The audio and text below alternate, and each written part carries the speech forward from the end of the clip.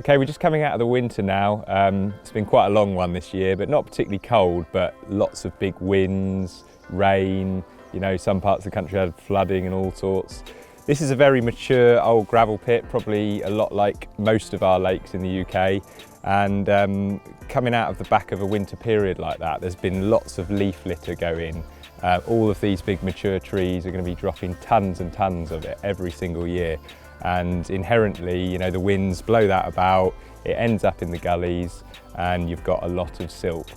There's different types of silt, you know, you've got the sort of leafier, choddier stuff, or the smooth, cleaner silt that's sort of broken down over many years. It's something that you've really got to think about with your fishing, particularly on lakes just like this one. Over the years, I've sort of adapted my approach in different ways to overcome the obstacles of silt. We're going to go through a few of those ideas now.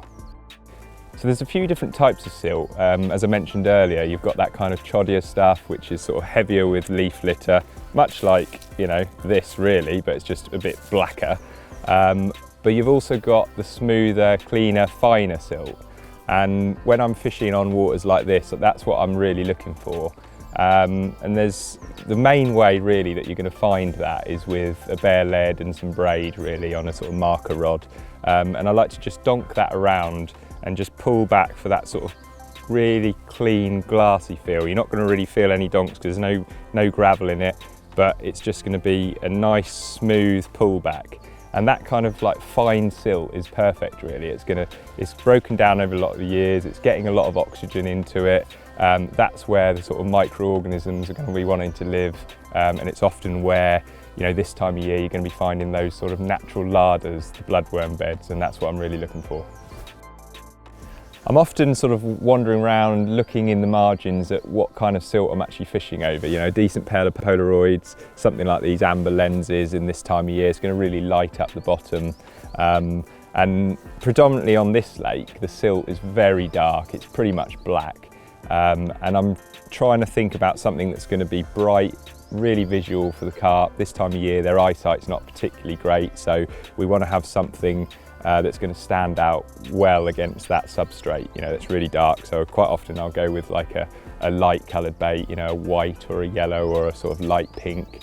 Whereas there's some other lakes, you know, they might be a bit more clay lined.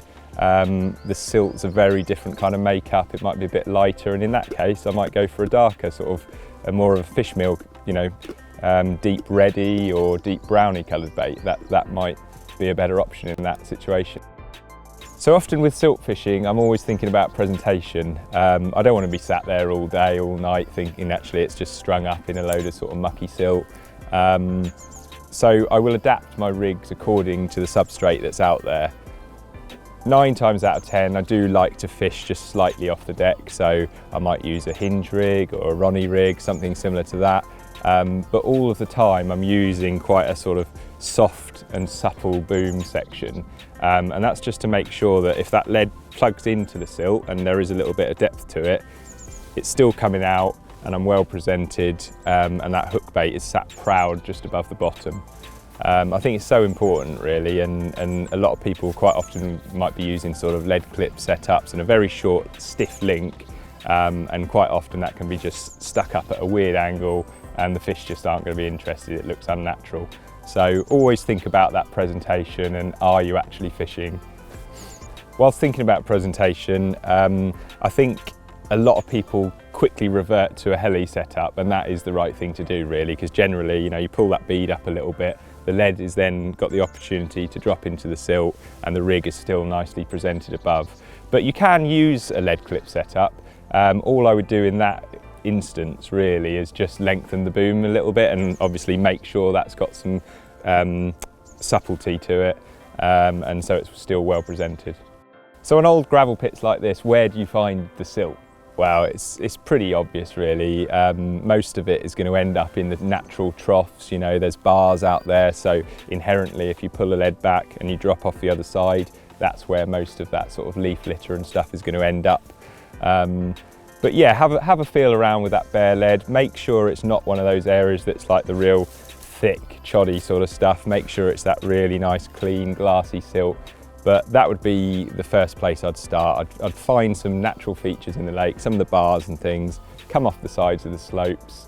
It's going to be a natural patrol route for fish anyway, but that is where most of that natural food ends up anyhow. One of the biggest worries about fishing in silty areas is kind of the baits getting tainted with that smell. You bring them in, you know, naturally I sort of test my hook baits when they come in, they've been out all night. Are they still fresh? You know, am I fishing over that really nice clean silt? There's a few ways that you can go about improving that for yourself, and what I would do is make sure my baits are heavily soaked before they go out, so they're completely packed full of flavour. Often you can rehydrate them and then bring them back with some liquids. You can always try the sort of heat treatment method if you're on short time, so the night before you go fishing, a bit of boiling water over, add some glugs into that as well, some of the nice liquids and things, and really make sure those baits are really packing a punch. And that way they cannot take on any more of the odours from the silt, and I think that's a little edge just to make sure that they're still working for you at all times out in the water.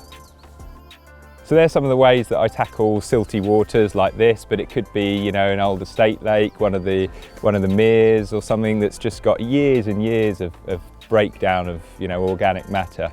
And you know, you've got to be applying those tactics to make sure you're fishing effectively. Best of luck this spring, and don't be scared of the silt.